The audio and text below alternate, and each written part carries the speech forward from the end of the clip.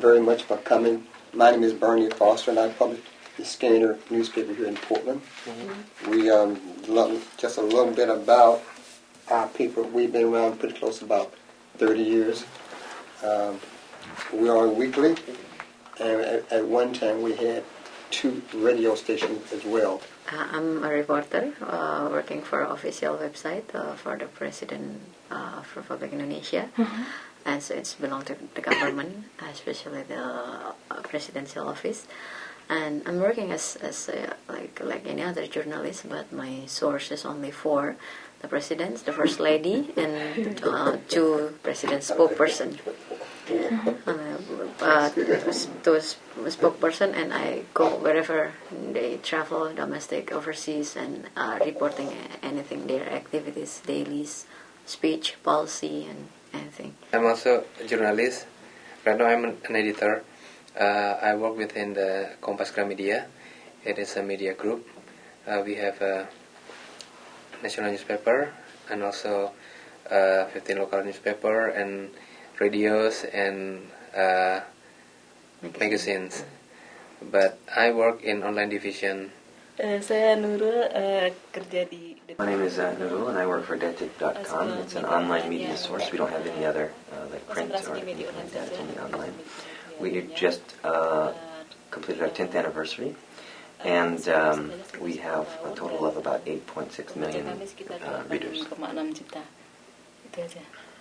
What is the advantage or disadvantage to be the black newspaper? Is it is some kind of strategy to gather more people, or and how you do it?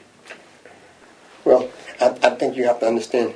Let's go back and understand American history, because I think that's kind of important. Race is a big issue in America. It's here and it's still there. It may change eventually, but it's a big issue in this country. So, and having said that, we started simply because we couldn't tell our story. The major newspapers wouldn't carry our story. Today they do. So when we started 35 years ago, they wouldn't carry our story. So how do you... An American is a country of communication. And so if you going to affect people's mindset, you got to carry a message. And the message I wanted to carry was the fact that we can do our newspapers. We have a story to tell, and there are some issues that are affecting Black America that wasn't being told. So when we start telling our side of the stories, for instance, child care, obesity, health care, those kinds of issues 15 years ago were not being told. Today that's changed today. Okay, it really have changed.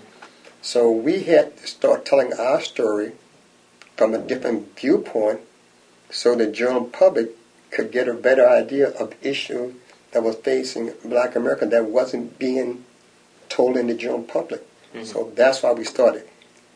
They call it a niche market. So the health care are different, the food consumption are different, and their values are somewhat different. Even though American is a melting pot, it has to be told in its own way. But today that's changed, so that's why we started. Berarti ketika semua orang sudah sama. So then you say that it's changed a lot, and that a lot of the black stories are now being carried in the major papers. Yes. So once, if that's already happened, or if it does eventually happen that all the papers do cover everyone, then what would be the advantage of a black paper? Would it be just to tell from a certain black point of view, or no? It's like anything else. We change as well. So we change too. So let me give you an example. Right here, where you're sitting, this used to be the quote black community. Not anymore. This neighborhood. Oh, it's been changed 180 degrees. Bicycles 10 years ago, none of that would happen. The joggers, they are jogging now. So the people are moving out. The less people with less income, they have moved way out to the suburbs. The new people that's coming in, more dollars to spend, more income, buy the land cheaper, and then rebuild it up.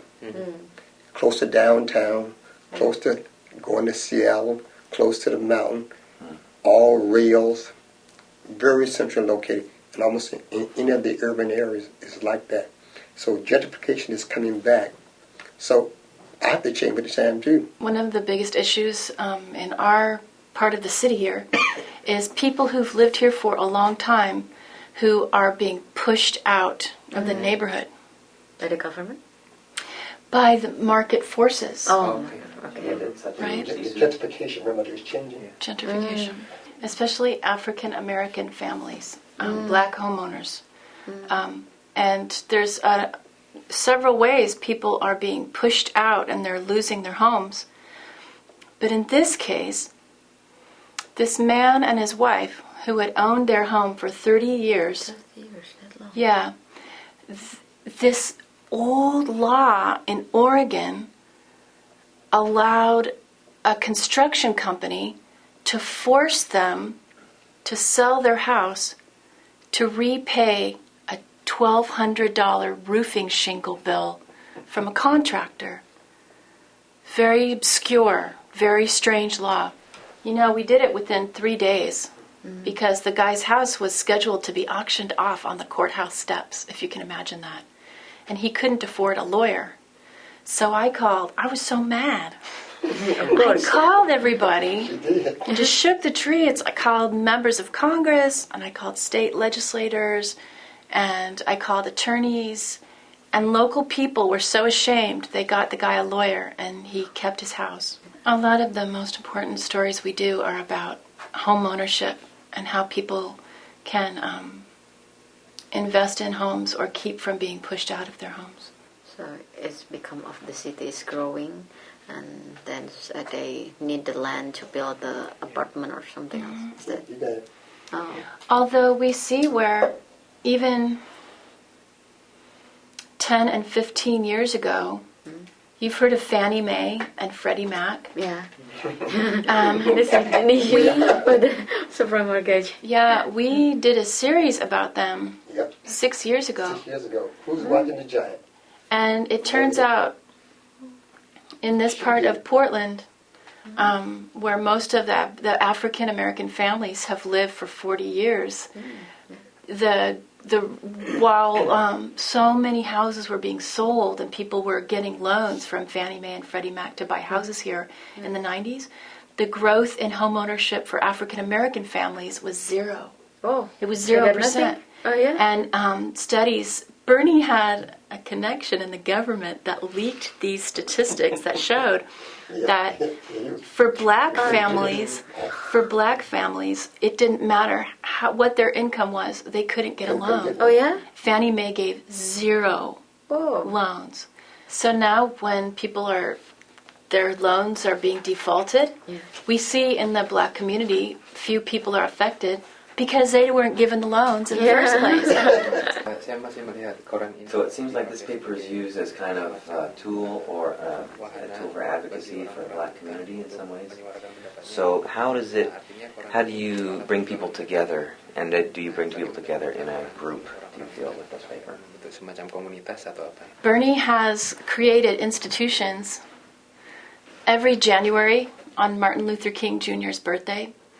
Bernie has a gigantic breakfast, and thousands of people come. Like 1,000 people come and sit down and have breakfast together. And Bernie will always have an inspirational speaker, some speaker that's giving somebody an idea to do something positive. And Bernie also created a non-profit group around home ownership called African Alliance for Home Ownership. Yeah, African American Alliance for Home Ownership. And you have events several times a year, fairs where people come, and Bernie has counselors, and they sit down with someone and they come up with a plan for how they can buy a house, what they have to do with their finances and what they need. Also, the Skanner has a mission statement. Most newspapers don't have that. So we have guidelines that we follow.